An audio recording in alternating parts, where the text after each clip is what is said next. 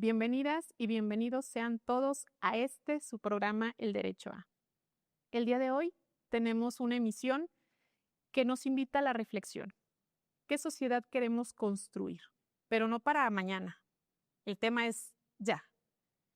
Porque hablaremos de los derechos de las personas con discapacidad, en específico, la inclusión.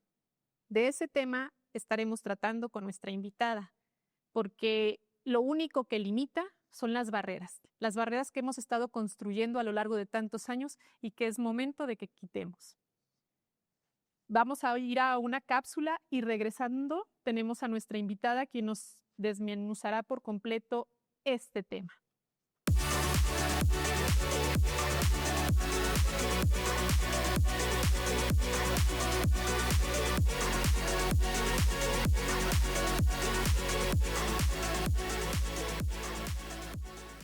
Durante mucho tiempo, las personas con discapacidad fueron vistas desde la compasión o la asistencia. Se pensaba que la discapacidad era un problema de la persona y que debía adaptarse al mundo tal como estaba. Hoy sabemos que esa forma de entender la discapacidad ha cambiado. Muchas veces la verdadera barrera no está en una silla de ruedas, en un bastón blanco o en una discapacidad auditiva. Está en unas escaleras sin rampa, en un transporte inaccesible, en una escuela que excluye, en un empleo que discrimina o en los prejuicios que todavía existen en nuestra sociedad. En el año 2006, las Naciones Unidas aprobaron la Convención sobre los Derechos de las Personas con Discapacidad, un tratado internacional que transformó la manera en que el mundo entiende la discapacidad. México fue uno de los países que participó activamente en su elaboración y, al adoptarla, asumió el compromiso de garantizar que todas las personas puedan ejercer sus derechos en igualdad de condiciones. Este cambio dio origen al llamado Modelo Social de la Discapacidad, que reconoce que las limitaciones no las impone la persona, sino las barreras físicas, sociales, de comunicación y de actitud que impiden su participación plena en la comunidad. Por eso, hoy la inclusión no es un acto de buena voluntad ni un favor. Es un derecho humano. Significa que las personas con discapacidad deben poder estudiar, trabajar, acceder a la justicia, utilizar el transporte público, participar en la vida política, disfrutar de la cultura y tomar decisiones sobre su propia vida con los apoyos que, en su caso, sean necesarios. Construir una sociedad incluyente es una responsabilidad compartida. Eliminar barreras, respetar la diversidad y garantizar la igualdad de oportunidades nos beneficia a todas y todos. Porque cuando una persona puede ejercer plenamente sus derechos, gana ella. Y gana toda la sociedad.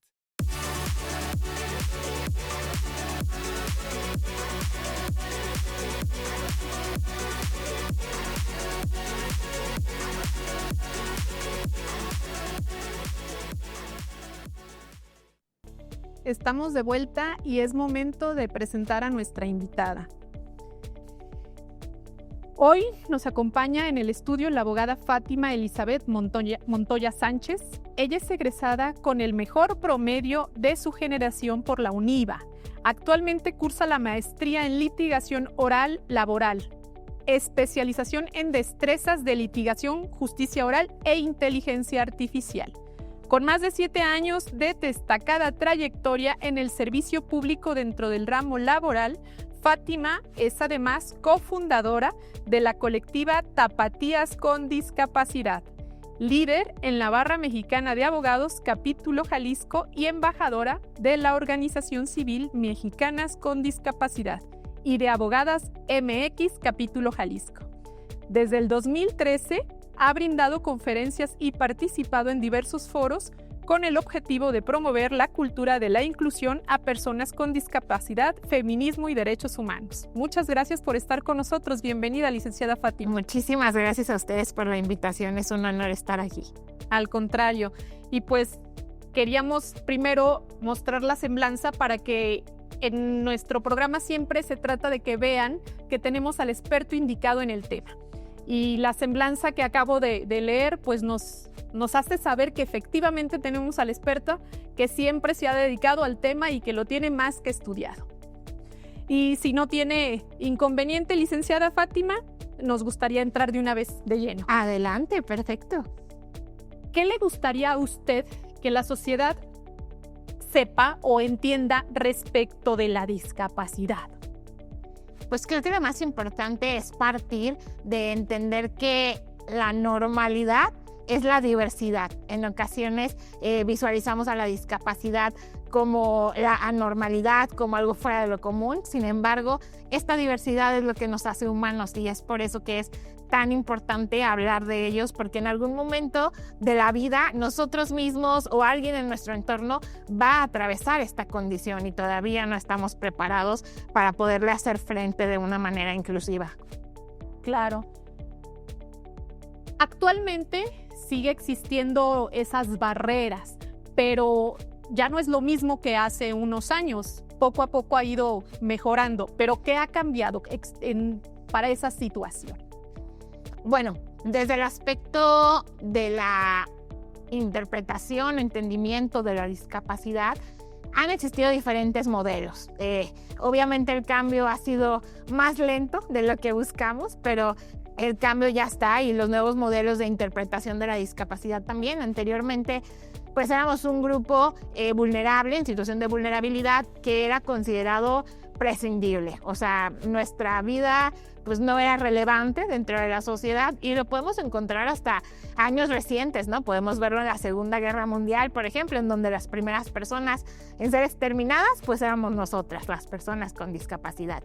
Posteriormente pues encontramos un modelo médico rehabilitador en donde pues nada más se enfocaba a repararnos, a rehabilitarnos, pero no a incluirnos en todos los aspectos de la sociedad. Actualmente ya tenemos el modelo social en donde no es una carga la discapacidad únicamente para la persona, sino también es una limitación de la propia sociedad que cuenta con un montón de barreras y que no está adaptada para incluirnos como a cualquier otra persona. Ok, entonces específicamente, ¿qué pudiéramos decir que es ese modelo social del que nos habla, licenciada Fátima?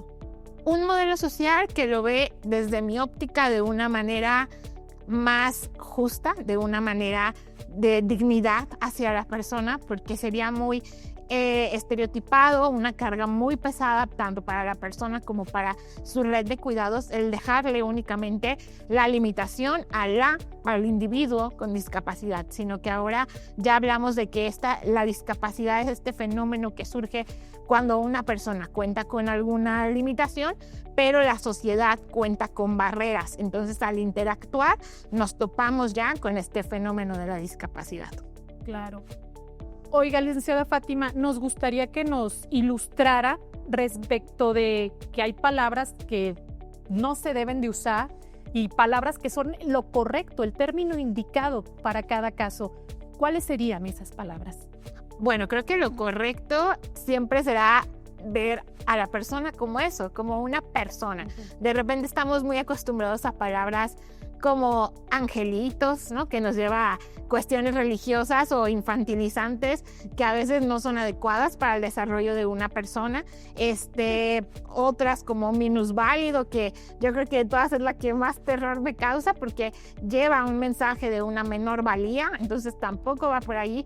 De repente también a veces pensamos que decir capacidades diferentes es correcto, pero todas y todos tenemos capacidades diferentes, entonces no haría referencia directamente a una persona con discapacidad.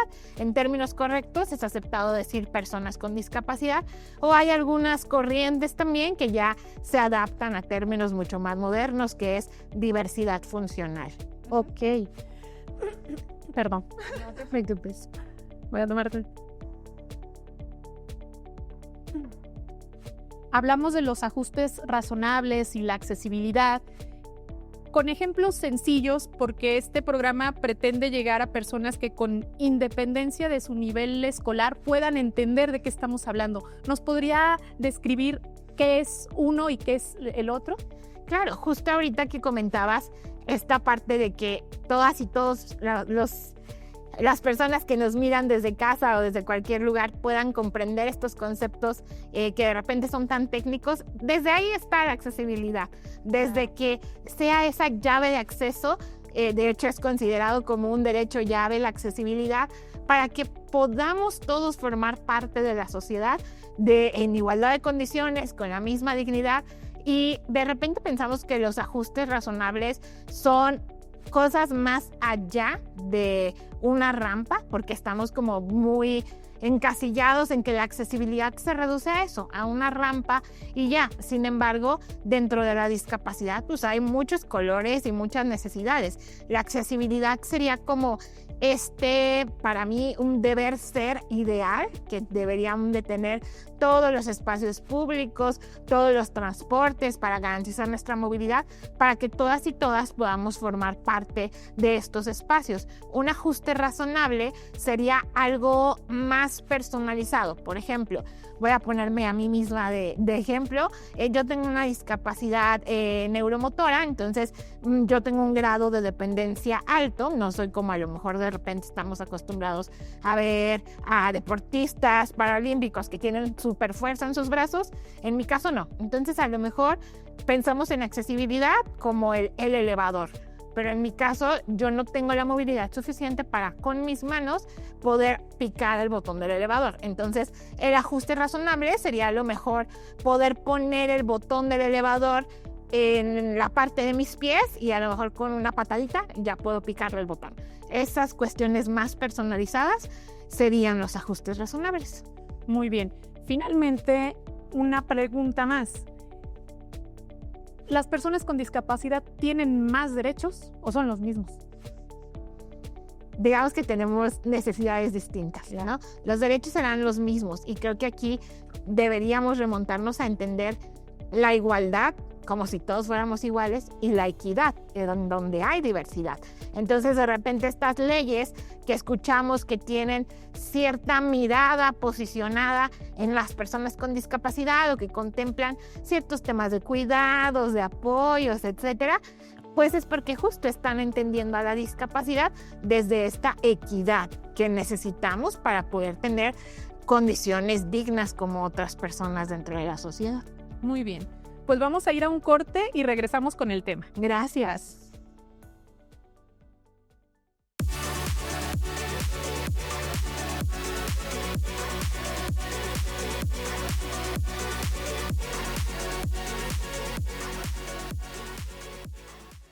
Estamos de vuelta con la licenciada Fátima.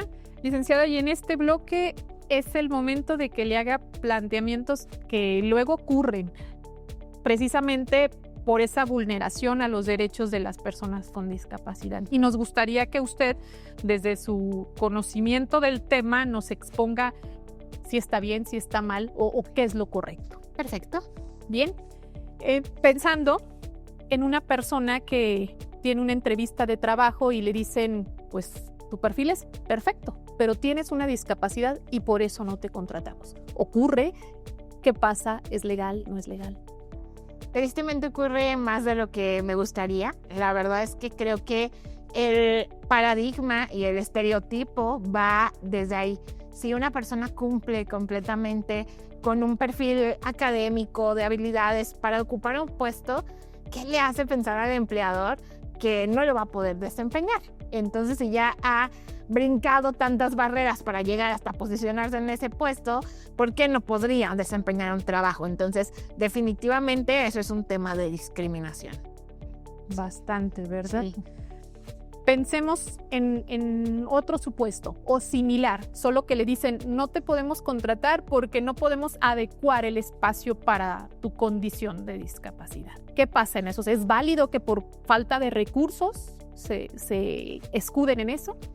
Quizás sería regresarnos un poco a lo que expusimos en el bloque anterior respecto a la accesibilidad y los ajustes razonables.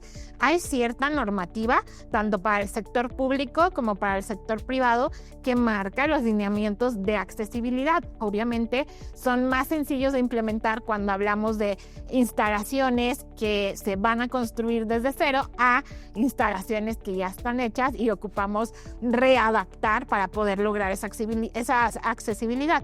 Sin embargo, sí existen esas normativas. Si esas normativas no fueran suficientes y tuvieran que implementar un tema de ajuste razonable para la contratación o permanencia de esa persona trabajadora, ahí sí se hace un análisis para establecer las cargas de esos ajustes, ¿no? También, pues si es una empresa que a lo mejor económicamente no puede solventar, pensemos por ejemplo un intérprete de lengua de señas, una jornada de 8 horas, bueno, habrá que hacer ese análisis. No quiere decir que no puedan y deban hacerse adecuaciones, pero sí existe pues un análisis de cargas en esta parte de relación obrero-patronal. Muy bien. Otro planteamiento que se me ocurre, licenciada Fátima. Un empleado tiene su trabajo, sufre un accidente. A causa de ese accidente, pues tiene ahora una discapacidad. El empleador, en lugar de apoyarlo por su situación, lo despide. Usted, como experta en materia laboral, ¿qué opina al respecto? ¿Esto es válido? ¿Qué ocurre en estos casos? Completamente ilegal. Es un tema que sí puede llevarse por la vía de discriminación. Tristemente todavía encontramos no solo adquirir una discapacidad, tan solo hablar, por ejemplo, de una incapacidad por un tema de alguna lesión o por un tema hasta de una persona gestante que se fue de incapacidad y al regresar ya no la quieren contratar. Hay muchos supuestos en los que malamente las empresas, a fin de, entre comillas, facilitarse la vida y no cumplir con sus obligaciones, ya no reintegran a las personas a sus puestos laborales. Entonces esto no debería de ser así. Se debería de buscar, o bien, si no puede desempeñar la misma actividad que realizaba, una similar, una que sí pueda realizar, o bien, en caso de que sea completamente imposible, pues dar una liquidación total al trabajador. Claro. Pensando siguiendo en el tema del laboral, ¿se puede poner o solicitar o establecer como un requisito de la vacante que no tenga una discapacidad? No, totalmente no. Eso sería completamente discriminatorio, así como lo vemos que hemos evolucionado en otras áreas, como en temas de género, en donde ya no pueden pedir, ¿no? Por ejemplo, pruebas de embarazo o constantes de antecedentes penales para todo este proceso de reintegración social de las personas que en algún momento cometieron un delito. Excluir por un tema de discapacidad es algo que también está prohibido. Okay.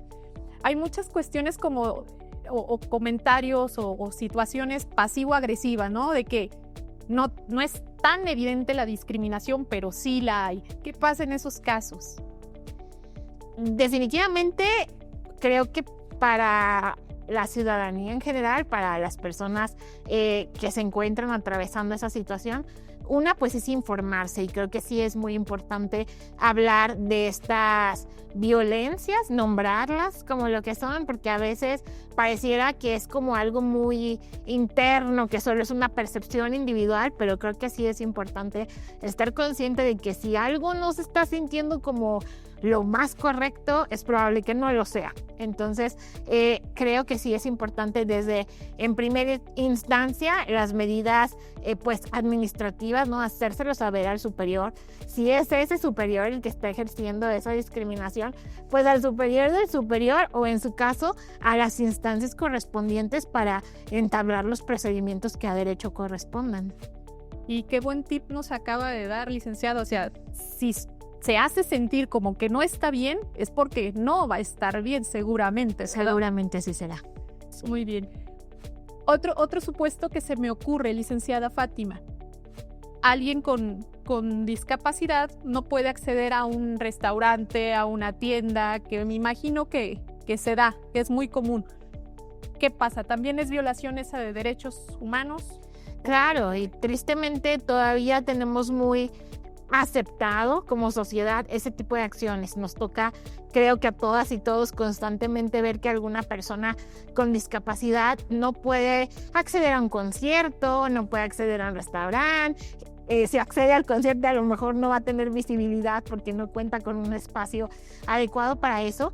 Y creo que aquí hay dos factores muy importantes que me gustaría que las personas que nos visualizan puedan conocer, que la discapacidad obviamente la vivimos las personas que atravesamos en piel directa esta situación, pero también la vive el entorno. Esta discriminación se da por discapacidad, que es la que vivo yo, o por motivos de discapacidad, que es la que pueden llegar a vivir mis papás, mi pareja, mis hermanos, por acompañarme a un lugar y no poder acceder junto conmigo. Entonces también les atraviesa a ellos esta violencia y esta discriminación, y creo que es muy importante que si bien las mismas personas con discapacidad podamos denunciar estas situaciones, también es verdad que sería muy cansado y humanamente imposible estar todos los días denunciando esto. Así que como sociedad también nos toca decir, bueno, yo también voy a denunciar, a mí también me toca vivir y ver estas situaciones y por lo tanto también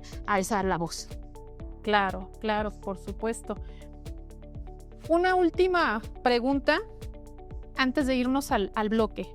Eso de las inteligencias artificiales, que ahora se está dando de que se programan para la selección de candidatos. Claro. ¿Hay posibilidades de que también ellas discriminen?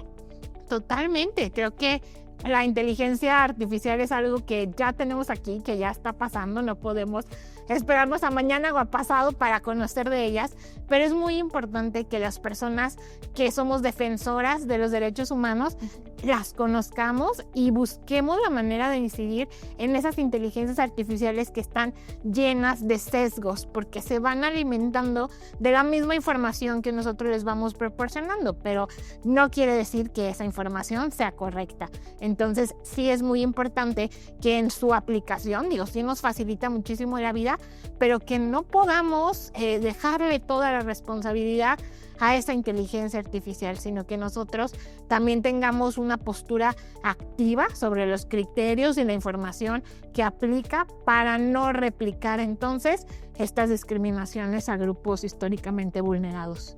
Claro, y sobre todo por lo que dicen, ¿no? Que las inteligencias artificiales nosotros las educamos. Y si estás educándola con esos sesgos o creando esas barreras, pues desde ahí ya empezamos mal, ¿verdad, licenciada Fátima? Así es, y nosotros mismos desde ahorita, ¿no? Que aunque ya lleva un camino trazado esta inteligencia artificial, no buscamos empezar a sembrar esa cultura de inclusión, esa cultura de temas de género, de temas de diversidad sexual, de temas de discapacidad, pues la inteligencia artificial no las va a adquirir por sí solas. Entonces nos toca a nosotros que si de repente metemos algo y vemos que la respuesta que nos da no es tan incluyente o no es tan respetuosa de los derechos humanos, alimentarla con lo que sí debe de ser. Entonces es importante que también tengamos esa participación activa en las nuevas tecnologías. Claro, y la verdad es algo que a mí me vuela la cabeza, la inteligencia artificial. Pero bueno, vamos a ir a un corte y regresamos con más de este tema. No se vayan. Gracias.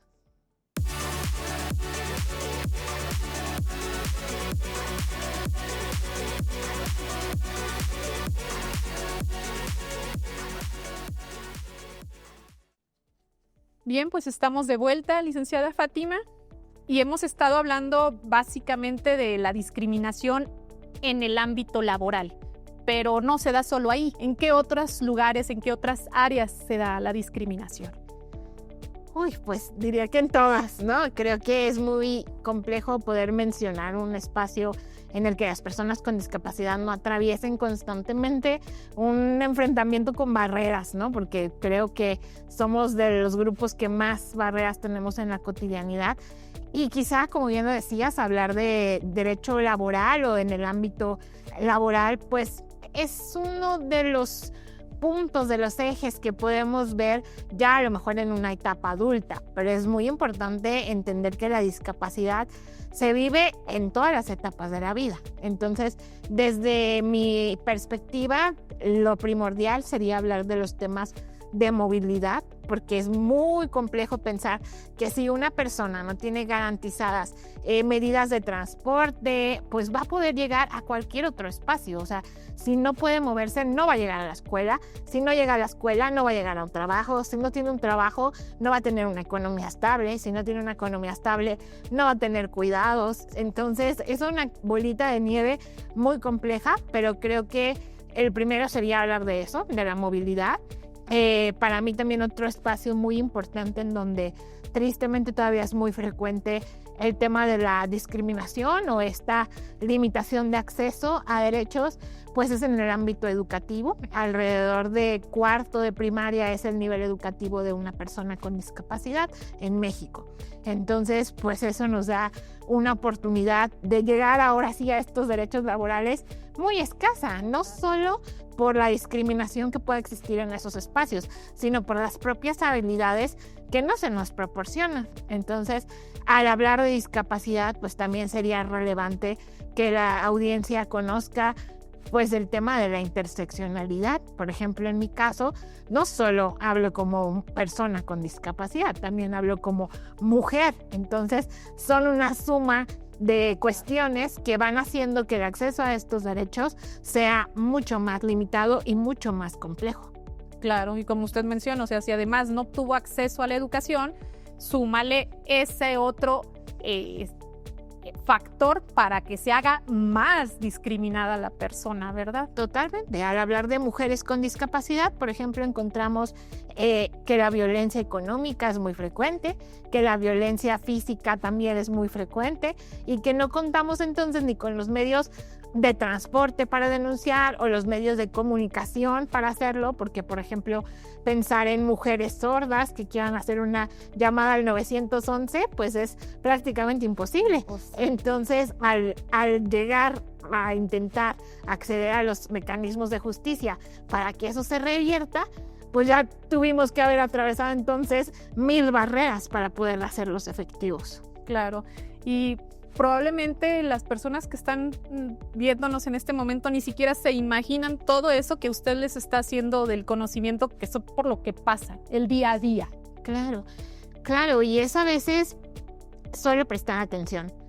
Desafortunadamente no tenemos todavía una cultura en la que tengamos tanta empatía con el otro, y creo que de ahí nace muchísimo el tema de poder generar un cambio social, de que no necesita pasarme a mí para que yo pueda apoyar a esta causa. Siempre les digo, ojalá que los que nos ven en casa, sea cual sea su causa, ojalá sean las personas con discapacidad, pero si no es esa, que sean las infancias o que sean las mujeres o que sean los adultos mayores, pero que tengan una causa en la cual también puedan apoyar, porque para quien atraviesa la situación todavía es complejo atravesarla y buscar defender a todos los demás que no han podido llegar hasta donde estamos. Claro, y lo ideal sería que nadie pasara por eso, pero que bastara la empatía. Claro. Pero bueno, pensando ahora que alguien se sintió discriminado, ¿cuál es el primer paso que debe de hacer, licenciada Fátima? Creo que voy a contestar como abogada, depende, ¿no? Desde mi punto de vista, pues sería sí denunciar. Muchas veces pensamos que el empezar estos procesos legales es una pérdida de tiempo, que no se va a hacer nada, que todo sigue igual. Y justo por ese mismo pensamiento es que no pasa nada y que todo sigue igual, porque nadie actúa para revertir esas conductas. Entonces, desde mi experiencia sería buscar una red de apoyo, buscar información, nombrar esos actos de discriminación, denunciarlos. Puede ser desde un tema penal, porque existe el delito de discriminación, hasta quizá otro tipo de recomendaciones mediante la Comisión de Derechos Humanos, mediante la CONAPRED. Hay diversas instituciones públicas y también hay muchos colectivos de personas con discapacidad que se encargan de llevar a cabo esta asesoría a personas que requieran la asistencia. Bien, y si alguien decide dar ese primer paso, ¿qué le recomienda a usted de, sabes qué, este tipo de información te va a servir, este medio de convicción, esta prueba te va a servir más adelante? ¿Qué tipo de pruebas o datos de prueba pueden guardar o buscar? Documentar todo. documentar todo, las conversaciones que se tengan, los mensajes que se tengan, grabar, ¿no? O sea, porque a mí me ha pasado desde yo grabar por mí misma la falta de accesibilidad en los espacios, porque pues nadie lo va a documentar si no lo documento yo. Entonces, y buscar, creo que sí, el ámbito colectivo, de repente buscar alguna asociación, buscar una red que se una a esa causa. A veces en individual es complejo y es cansado hacerlo, pero cuando contamos con redes que nos sostengan y que también hayan atravesado eso, hacer estos procesos de manera colectiva es mucho más poderoso y eficaz. Claro, hacen más ruido, como le llaman, ¿verdad? ¿Y para esto se necesita un abogado o hay asesoría gratuita, licenciada? Creo que ambas opciones son viables. Definitivamente creo que tampoco la justicia debería de estar limitada a quienes puedan costear un abogado, porque una realidad en temas de discapacidad también es que muchas personas atraviesan la discapacidad y atraviesan una situación de pobreza por estas mismas condiciones que hemos estado hablando previamente. Entonces, sí hay asesoría gratuita, tanto por parte de las instituciones de gobierno, de las dependencias, procuradurías, etcétera, como les comentaba, también desde áreas jurídicas en las universidades, por ejemplo, que también pueden brindar asesoría y acompañamiento, asociaciones que también ejercen pues buen apoyo desde la manera del activismo y lo comunitario, buena asesoría. Entonces es buscar cuál es nuestra necesidad, tener acercamiento también, por ejemplo, de repente a barras o colegios de abogados ayuda, porque algunos cuentan con apoyo pro bono. El pro bono son estos asuntos que no se cobran, sino que son como en favor de la sociedad. Entonces también sería una opción para estas personas. Claro. Oiga, licenciada, y para las personas que se la piensan en denunciar, ¿qué es lo que un juez puede ordenar en caso de que se llegue a la última instancia y el juez ya diga efectivamente existió discriminación? ¿Qué pudiera ordenar el juez? Como te comentaba, depende del asunto, ¿no? Si ya es algo que está judicializado, o sea, por esta vía que no es administrativa, que a lo mejor no es como una comisión de derechos humanos, que no va a sancionar, sino únicamente va a emitir una recomendación, un juez sí tiene la posibilidad de decretar medidas de reparación. Entonces es importante que en los procesos judiciales que formen parte de las personas con discapacidad se autodeterminen como personas con discapacidad, porque muchas veces los jueces no toman esta perspectiva porque nadie les hizo saber que había una persona con discapacidad. Entonces, yo lo hablo desde la parte, por ejemplo, del litigio. En todos mis escritos van a encontrar Fátima Elizabeth Montoya Sánchez, abogada, mujer con discapacidad, porque es importante hacerle saber a las autoridades que hay alguien atravesando esta condición, para que entonces use esta perspectiva, que sea transversal en su toma de decisiones y pues que aplique las sanciones tanto económicas como de reparación del daño, como lo que tengan que aplicar para que esto tenga un peso real, que no quede nada más en una recomendación como en algunas instituciones sucede. Claro. Licenciada, ¿habría manera de que, ya nos habló de la CONAPRED, de la Fiscalía, pero que nos dijera para nuestra audiencia en qué casos acudir a una, en qué casos acudir a otra, poniendo ejemplos? O sea, si te ocurre esto, lo ideal es que vayas a tal lugar. Ok, por ejemplo, hablábamos hace unos momentos del área laboral. Creo que sería importante pues que las personas conozcan que existan, como les decía, normativas para un buen ambiente laboral, para un ambiente libre de discriminación. Entonces, una dependencia que podría apoyar en caso de que ellos todavía estén trabajando, o incluso que no, pero que quieran que esos protocolos se apliquen, sería, por ejemplo, la Secretaría de Trabajo, mediante el área de inspección. Si ya hay un conflicto como tal estallado, vamos a llamarlo así, pueden ir al centro de conciliación. Si no se arregla en este centro de conciliación, podría ya proceder un tema de un juicio mediante una demanda en un tribunal. Si hablamos de un tema, por ejemplo, lo hemos visto, recuerdo que hace unos meses en Ciudad de México una extranjera agredió a un policía y se hizo una denuncia, un proceso legal vía fiscalía con alcances penales, ¿no? Entonces, también si sucede esa situación en la que nos agredan en la vía pública o nos den un trato discriminatorio, podría proceder por la materia penal. No es muy frecuente que lo hagamos, pero creo que necesitamos empezar a hacerlo. Sí. Por temas de género, pues también acudir a los centros de justicia para la mujer. Sería súper importante. Y bueno, como les decía, en el resto de procesos, porque sé que a veces es como pensar solo en la discriminación, como llegan directamente y me dicen, Fátima, tú no puedes entrar aquí, pero como bien lo referías, hay a veces situaciones que están un poquito en el aire, que no se sienten tan claras. Entonces, creo que es importante, pues sí, documentarse y quizá acudir a colectivos que nos puedan apoyar. Por ejemplo, está uno muy importante en Ciudad de México, pero trabajan en toda la República, Documenta AC. Ellos cuentan incluso con un observatorio para personas privadas de la libertad en condición de discapacidad. Entonces, también es importante conocer desde esas áreas de activismo, pues, cuáles son nuestros derechos, para si ya atravesamos esa situación, pues podamos también denunciar desde cualquier espacio la discriminación. Muy bien. Bueno, pues vamos a ir a un corte y regresamos con nuestra última dinámica. Perfecto. No se vayan.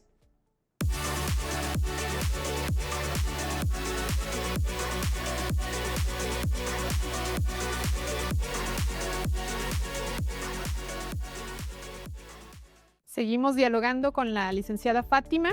Y licenciada, estamos por concluir el episodio, se nos ha ido rapidísimo, hemos aprendido muchísimo y con la información que nos ha dado estamos tratando de quitar tanta barrera que luego inconscientemente nos creamos. Sí. Esta dinámica, licenciada, se trata de mito o realidad. Ok. Tiene usted 2 paletitas, una con una tachita y otra con una palomita. Ok. Le voy a hacer planteamientos y usted me dice si eso es mito o es realidad y ya me dice por qué es una u es otra. Perfecto. ¿Va? Empezamos, licenciada. Muy bien. Una empresa puede negarse a contratar a una persona con discapacidad porque adaptar el lugar cuesta dinero. ¿Eso es mito o es realidad? Eso es un mito. Como ya le platicamos, sí tiene que ver y existir, en caso de que fuera un ajuste razonable, un estudio de estas cargas que le implica a la empresa, pero de facto no tendría que ser una limitante para la contratación de una persona con discapacidad, porque aún con ese estudio de cargas desproporcionadas quizá, pues tendría que existir una resolución en ese sentido que diga si la empresa puede o no puede costear eso, o incluso si jurídicamente está previamente obligada a ya tener esas medidas o no lo está. Claro, claro. Y luego también está el trabajo a distancia, ¿verdad? Sí, o sea, justo son esa clase de adaptaciones que a veces son más sencillas de lo que pensamos y por miedo no lo hacemos. No es más fácil decir que no a decir déjame lo pienso a ver cómo lo podemos hacer. Al final del día también es muy importante en todos estos procesos escuchar a las propias personas con discapacidad, porque quienes no viven desde esta condición muchas veces piensan que son adaptaciones súper complejas o súper caras, inviables, cuando a veces simplemente es como pon esta rampita de madera, pon una agarradera en el baño, o sea, adaptaciones que pueden ser realmente muy sencillas. Claro, claro. La siguiente situación. Tener una discapacidad significa que una persona necesita que alguien tome decisiones por ella. ¿Eso es mito o es realidad? Eso es un mito. Aquí tendremos que hablar del tema de la capacidad jurídica. Muchas veces, incluso muchos colegas todavía promueven y dan cátedra del famoso estado de interdicción, que es cuando una persona con alguna discapacidad intelectual o psicosocial no podía, desde un modelo anterior, tomar decisiones en el ámbito jurídico por sí misma, sino que un tutor tomaba decisiones en su representación. Sin embargo, esta figura ya no está vigente, ya fue declarada por la Corte como inconstitucional porque no se adapta a los estándares internacionales en materia de derechos humanos. Ahora hablamos de mecanismos de apoyo, de salvaguardias, que a lo mejor yo, Fátima, no requiero que directamente mis papás decidan por mí ante un juez. Simplemente requiero que me apoyen a llevarme con el juez. O a lo mejor yo, como una persona sorda, pues no requiero que mi pareja diga si yo quiero o no quiero vender mi casa. Simplemente necesito un intérprete que le haga saber al juez cuál es mi toma de decisiones. Entonces, sí podemos tomar decisiones, sí tenemos capacidad jurídica, únicamente habrá que solicitar los apoyos que resulten necesarios para nosotros. Claro. Si un edificio público no tiene accesos adecuados, los ciudadanos pueden exigir que sea accesible, mito o realidad. Realidad, totalmente realidad. Y más al hablar de espacios públicos, por ejemplo, es muy importante que conozcan que en temas de acceso a la justicia, pensemos, no sé, digo que aquí en Ciudad Laboral, que es donde yo acudo más frecuentemente, que no existiera un elevador y que me tocara en un segundo piso, ¿no? Pues no hay ni siquiera este ejercicio de cargas desproporcionadas de los que hemos venido hablando, porque el propio acceso a la justicia es un derecho humano. Entonces el Estado está obligado a contar con estos mecanismos de accesibilidad para garantizar entonces ese otro derecho de acceso a la justicia. Entonces, si estamos en un espacio público, los privados también, pero sobre todo los espacios públicos, es completamente exigible realizar estas acciones para que cuenten con la accesibilidad necesaria. ¿Sí o sí? Sí o sí. Muy bien. Siguiente planteamiento. Las personas con discapacidad faltan más al trabajo que cualquier otro empleado, ¿mito o realidad?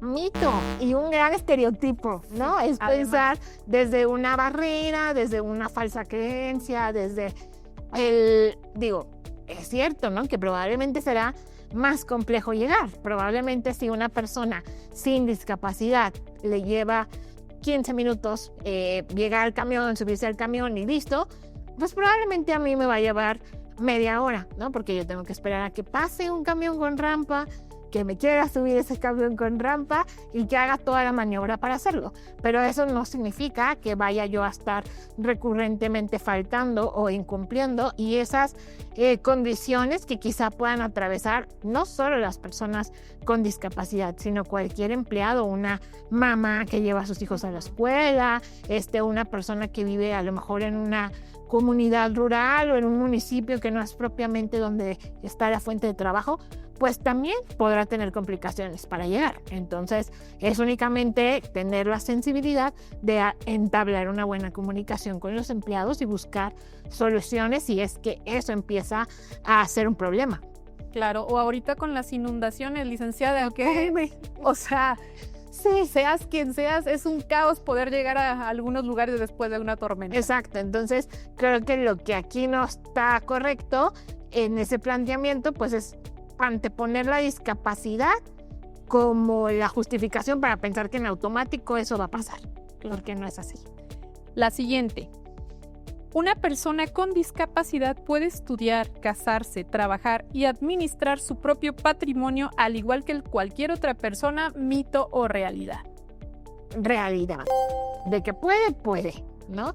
Como lo veníamos hablando, quizá estos estereotipos de imposibilidad nacen del tema de la capacidad jurídica, que pues al tener restringidos o limitados estos derechos, pues no podíamos administrar un patrimonio, no podíamos casarnos, etcétera. Pero el tema de la capacidad jurídica es tan interesante porque así como ha existido una evolución en temas de género, recordemos que como mujeres antes pues tampoco podíamos tener un patrimonio, tampoco podíamos heredar, tampoco podíamos votar. Entonces el feminismo ha abierto muchas puertas en temas de género y en temas de discapacidad. Ahí vamos, ¿no? Tenemos apenas 20 años con la Convención sobre los Derechos de las Personas con Discapacidad y ya ha existido un cambio desde este modelo social. Todavía muchas personas no la conocen, pero creo que es un instrumento muy rico que hace ver a las personas con discapacidad desde un movimiento de vida independiente, como alguien